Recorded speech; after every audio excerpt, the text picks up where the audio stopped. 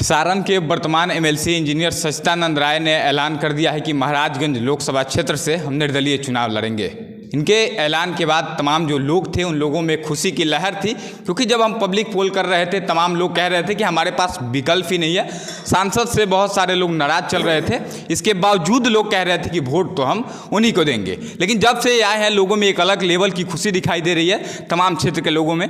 इससे पहले बहुत बहुत स्वागत है। बहुत बहुत धन्यवाद सर। महाराजगंज लोकसभा सीट इस बार बहुत हाईलाइटेड सीट होने वाला है और बहुत हॉट सीट भी माना जा रहा है। बीजेपी ने तीसरी बार जनार्दन सिंह सिग्रीवाल को मौका दिया है और आप निर्दलीय उम्मीदवार हैं यहाँ से महाराजगंज से, और आप एमएलसी भी हैं। तो आखिर सर क्या ऐसी ज़रूरत पड़ गई कि एमएलसी होते हुए आपको एमपी का चुनाव लड़ना पड़ रहा है? देखिए, बिहार की खासकर महाराजगंज की जनता जो है बदलाव के पक्ष में है। उन्हें लगा कि पिछले 10 वर्षों से जो यहाँ पर संसद में प्रतिनिधित्व करते आ रहे हैं, उन्होंने कोई भी ऐसा काम नहीं किया 10 वर्षों में जिसको देखकर उनको वोट दिया जा सके। और यही कारण है कि उनमें बहुत निराशा आ गई जब इनके नाम की तीसरी बार घोषणा की गई। वो अपेक्षा रख रहे थे कि इस बार उनको बदलकर कोई दूसरा बेहतर उम्मीदवार दिया जाएगा। कई नाम चल भी रहे थे, लेकिन ऐसा हुआ नहीं। इसके बाद लगा कि चलो, जिस तरह से सत्ता पक्ष का अपना एक रोल है, प्रतिपक्ष का भी अपना रोल है, तो प्रतिपक्ष से अपेक्षा थी कि महागठबंधन से कोई एक अच्छा उम्मीदवार आएगा।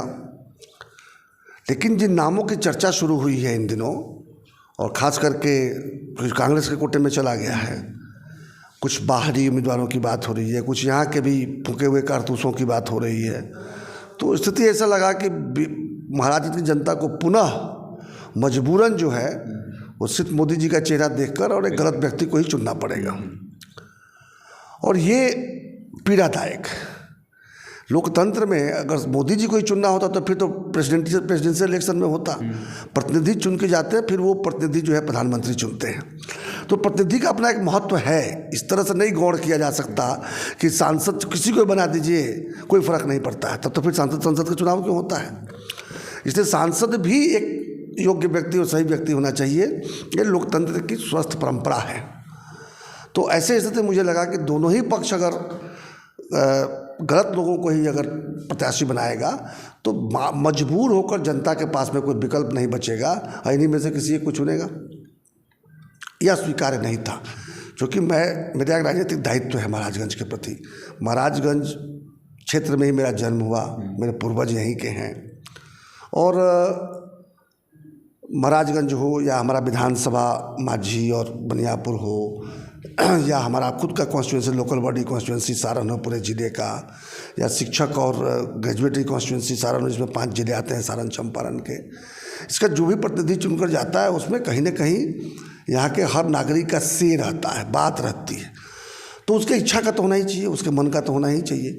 केवल इसलिए कि दो संगठनों ने या 2 गठबंधनों ने 2 अलग अलग गलत लोगों को थोप दिया है, मुझे उसमें से किसी एक को चुनना पड़ेगा, या फिर नोटा दबाना पड़ेगा, या फिर मन मार के घर में रह जाना पड़ेगा। ये स्थिति लोकतंत्र के लिए अच्छा नहीं है। हमारे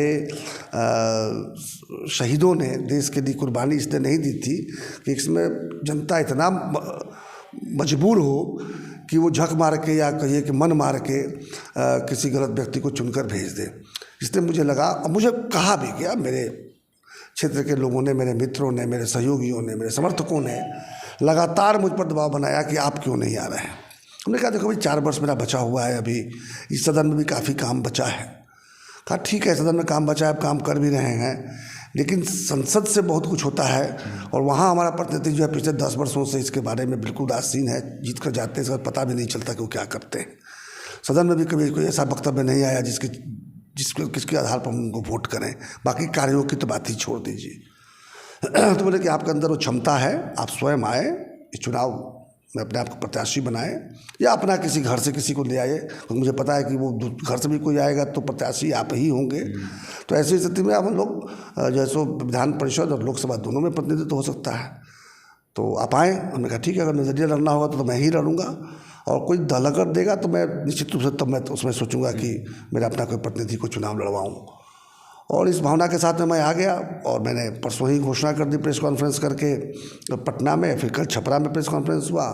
आज तो सुबह से जब 6:30 बजे उठा हूँ तब से ही हमारे पास लगातार तांता मेरे मित्रों का, सहयोगियों का, समर्थकों का लगा हुआ है। लगातार उनसे बैठकें हो रही है। अभी भी जब आपको काफ़ी दिन इंतजार इसलिए करना पड़ा, 3 घंटा से इंतजार किस लिए कि मतलब खाली हो तब तो आपके पास आए। अभी मान लोगों को बैठाकर मुझे आपके पास आना पड़ा है और ये सिलसिला परसों तक चलेगा। इसके बाद मैं पूरी रणनीति बनाकर, योजना बनाकर और तब क्षेत्र भ्रमण के काम शुरू करूँगा। अच्छा सर, हम जानना चाहेंगे कि आखिर सर मुद्दा क्या होने वाला है इस बार, क्योंकि महाराजगंज एक ऐसा क्षेत्र है जहाँ पर टैलेंट बहुत है, बहुत सारे मेहनती लोग हैं, बहुत सारे ऐसे लोग हैं जो कि विकास कर सकते हैं। लेकिन आपने कहा कि टिकट बार बार एक ही लोगों को दिया जा रहा है जो लोग काम नहीं किए। हम लोग 3 महीने से लगातार पब्लिक से बातचीत करने की कोशिश कर रहे हैं, वहाँ पर पता चल रहा है कि लोग नाराज़ हैं। इसके बावजूद भी लोग कह रहे हैं कि वोट हम उन्हीं को देंगे, मजबूरी है हमारी क्योंकि हम देंगे, विकल्प नहीं था। तो अब क्या कहिएगा, तमाम जो लोग देख रहे हैं, तमाम जो जनता है, उन लोगों से क्या अपील होगा आपके स्तर से, क्योंकि जो लोग नाराज़ थे उन लोगों को आपके आने के बाद विकल्प दिख रहा है और लोग खुश भी हैं, तो उन लोगों से क्या कुछ अपील करेंगे आप? देखिए, मुद्दा जो है वो मुख्य रूप से युवा है। युवा को काम अगर मिलेगा, युवा को प्रशिक्षण मिलेगा और काम मिलेगा तो निश्चित रूप से बाकी विकास के जो कार्य जो हैं अपने आप स्थान पकड़ने लगेंगे। जैसे मैं एक उदाहरण देता हूँ, किसी मछुआरे को अगर नदी में से केवल मछली निकाल कर रोज़ 1 किलो दे दिया जाए कि जाइए घर पका के खाइए, तो हमेशा जो है उसको हाथ फैलाकर वो मछली मांगने आना पड़ेगा। लेकिन उस मछुआरे को अगर मछली मारना सिखा दिया जाए और मछली मारने के लिए जो उसको साजो सामान चाहिए वो मुहैया करा दिया जाए, तो रोज़ पता नहीं कितना किलो मछली वहाँ से निकालेगा, अपने खाने भर का खाने के बाद बाकी बाज़ार में बेचेगा और इस तरह से बहुत आगे निकल जाएगा। तो हम लोग जो यहाँ पर, जैसे मोदी जी का ही बता देता हूँ, वो ठीक है, बहुत अच्छा काम कर रहे हैं, 5 किलो अनाज दे रहे हैं प्रति व्यक्ति प्रति माह, तो ये अच्छा है। लेकिन साथ में बुरा ये है कि फिर तो भीख मंगा हो गए वो। जब तक आप उनको दे रहे हैं तब तक तो उनका चलेगा घर, और जिस दिन देना बंद कर देंगे फिर बेचारे भूखे के भूखे हो जाएंगे। तो उनको इस योग्य बनाना है कि उनको आपकी इस 5 किलो की ज़रूरत ना पड़े। आखिर 140 करोड़ की जनता में 80 करोड़ को ही देना पड़ रहा है ना आपको, बाकी 60 करोड़ आपके हिसाब से अपना उपार्जन कर दे रहे हैं, तो बाकी 80 करोड़ को कब निकालिएगा? उस 80 करोड़ में मुझे पता है कि एक बहुत बड़ी संख्या बिहार में है। तो बिहार का मुख्य जो मुद्दा होना चाहिए वो बेरोजगारी और पलायन होना चाहिए। तो बेरोजगारी पलायन यहाँ का सबसे बड़ा मुद्दा है। बेरोजगारी पलायन को रोकेंगे कैसे? शिक्षा व्यवस्था को दुरुस्त कीजिएगा, तब 2 तरह के पलायन रुकेंगे। एक तो शिक्षा के लिए पलायन करते हैं, वो जो सक्षम लोग हैं जो अपने बच्चों को बाहर भेज के पढ़ा सकते हैं, वो चूँकि यहाँ पर अपने अच्छा शिक्षा की व्यवस्था नहीं करी है, उनको बाहर जाना पड़ता है, तो एक वो पलायन रुकेगा, शिक्षा व्यवस्था को दुरुस्त कीजिएगा। दूसरा, गरीब घर के बच्चे भी अगर यहीं पढ़ लेंगे बढ़िया से तो रोजगार के योग्य बन जाएंगे। तो पहला तो शिक्षा है। दूसरा है रोजगार के दूसरे संसाधन अर्थात औद्योगिकरण। आप जब तक उद्योगों को बढ़ावा नहीं देंगे, जबकि किसानी को लाभदायक नहीं बनाएंगे या और भी इससे जुड़े हुए दूसरे गतिविधियों को नहीं करेंगे, तब तक रोजगार के लिए, रोजी रोटी के लिए लोगों को बिहार के बाहर जाना पड़ता है। जानते हैं पलायन का कितना बड़ा दंश झेलना पड़ता है? आप चले जाइए उन गरीबों के घर में, खास करके दलित समाज है, अल्पसंख्यक समाज है और अति पिछड़ा समाज है। अब तो खैर मोटा मोटी हर समाज में एक सर्टेन परसेंटेज उस श्रेणी में आ गया है कि जाकर देखिएगा तो गाँव में या तो बूढ़े मिलेंगे या महिलाएँ मिलेंगी या बच्चे मिलेंगे। एक आध युवा मिल सकते हैं जो यहाँ पर छोटा मोटा काम धंधा कर लेते हैं, दुकान लगा लेते हैं। बाकी सब रोजगार के लिए दूसरे राज्य में जाकर अपनी जवानी खपा रहे हैं। किस तरीके से वहाँ रहते हुए मैं जाकर देखा हूँ, सूरत में, नोएडा में और कहाँ एक कमरे में 6-6, 8-8, 10-10 बच्चे रहते हैं और पेट काट कर जो है सो 5,000, 6,000, 8,000 रुपये अपने गाँव भेजते हैं ताकि उनकी पत्नी, उनके बूढ़े माता पिता और उनके बच्चों का भरण पोषण हो सके। क्या इस तरह से बिहार कभी अपने पैर पर खड़ा होगा? ये केवल महाराजगंज का मुद्दा नहीं है, ये पूरे बिहार का मुद्दा है। तो बेरोजगारी और पलायन ज्वलंत मुद्दा है और उसको दूर करने के लिए आपको बहुत सारी चीज़ें ठीक करनी पड़ेंगी। आपको शिक्षा को दुरुस्त करना पड़ेगा, आपको स्वास्थ्य को दुरुस्त करना पड़ेगा। लोग इलाज के लिए पलायन करते हैं यहाँ से, क्योंकि इलाज यहाँ पर नहीं हो पाता है। शिक्षा के लिए पलायन करते हैं, शिक्षा नहीं, रोजगार के लिए पलायन करते हैं। तो पलायन को रोकने के लिए जो काम करना है वो सारे कार्य करने पड़ेंगे ताकि बिहार के लोग बिहार में ही पढ़ें, बिहार में ही बसें, बिहार में रोजगार पाएँ। हाँ, कोई बहुत पढ़ लिया और दुनिया में कहीं भी जाके काम कर सकता है, लेकिन पेट भरने के लिए जो 12,000, 15,000, 18-20,000 की नौकरी के लिए बाहर जाना पड़ता है, ये तो शर्म है हम लोगों के लिए कि हम आज तक, हम नेताओं की बात कर रहे हैं, उसमें मैं भी एक हूँ। अब क्या मैं क्यों नहीं कर पाया हूँ ये मैं नहीं बताऊँगा, क्योंकि मुझे भी कुछ करना चाहिए था। ये हम लोग के शर्म की बात है कि हम लोग अभी भी अपने युवाओं को चार रोटी कमाने के लिए बिहार से बाहर जाने के लिए बाध्य करके रखे हुए हैं। क्या कारण है कि हम उनको यहाँ पर रोजगार नहीं दे सकते? उन चीज़ों पर काम करना पड़ेगा और अगर जनता हमको चुनती है तो सांसद के रूप में मैं उस पर काम करूँगा दिल्ली के स्तर से, और विधान परिषद के माध्यम से तो मैं अपना प्रयास करता ही हूँ। सर एक और सवाल है खेल को लेकर मैं पूछूंगा, क्योंकि खेल को लेकर आपने बहुत ही अच्छा काम किया है अपने क्षेत्र में।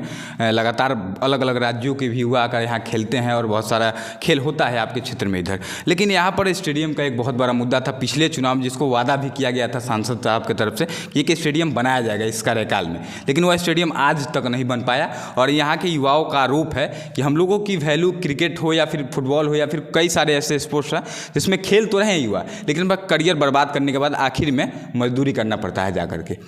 घर का दबाव या फिर यहाँ पर पैसा लेकर के चयन होना सभी मुद्दा है। तो स्पोर्ट्स को लेकर सर क्या कुछ कहिएगा आप? देखिए, व्यक्तिगत स्तर पर तो आप जहाँ बैठे हुए हैं इसी विद्यालय के प्रांगण में आपको बहुत अच्छी खेल की सुविधा मिल जाएगी। और यहाँ पर तो हम 2 नेशनल गेम करवा दिए। आपका रीजनल ईस्टर्न जोनल तो हो ही गया है, इसके बाद से स्टेट लेवल के चैंपियनशिप तो पता नहीं कितने खेलों का यहाँ हो चुका। ये तो व्यक्तिगत। लेकिन आज आपने स्टेडियम की बात कही तो मैंने भी एक स्टेडियम का वादा किया था। अब बनियापुर में जाकर देखिएगा, एक लोक महाविद्यालय हाफिजपुर में, वहाँ स्टेडियम बनकर तैयार है। लेकिन दुर्भाग्य कहिए कि स्टेडियम का जब काम शुरू हुआ तो मेरा कार्यकाल समाप्त हो गया था पिछली बार, 21 की बात बता रहा हूँ। फिर चुनाव होते होते 7-8 महीने लग गए और फिर क्या हुआ कि वहाँ के उस महाविद्यालय के सेक्रेटरी कोई और बन गया। वो स्टेडियम बन के तैयार है लेकिन उसका उद्घाटन नहीं हो रहा है। और सुन रहे हैं कि ऑलरेडी उसमें से टूटना फूटना भी चालू हो गया, चोरी होना भी चालू हो गया। तो ये तो कोई एक व्यक्ति इसकी जिम्मेदारी नहीं ले सकता है। उस संस्थान के जो कर्ताधर्ता उन लोगों को ध्यान देना चाहिए, जो उसके प्रबंधन समिति के जो सचिव और अध्यक्ष हैं उनको भी ध्यान देना चाहिए, स्थानीय विधायक को भी ध्यान देना चाहिए। मेरा काम था कि मैं जहाँ भी अनुशंसा करके किसी तरह से निहोरा करके मैं वहाँ पर स्टेडियम ला दिया।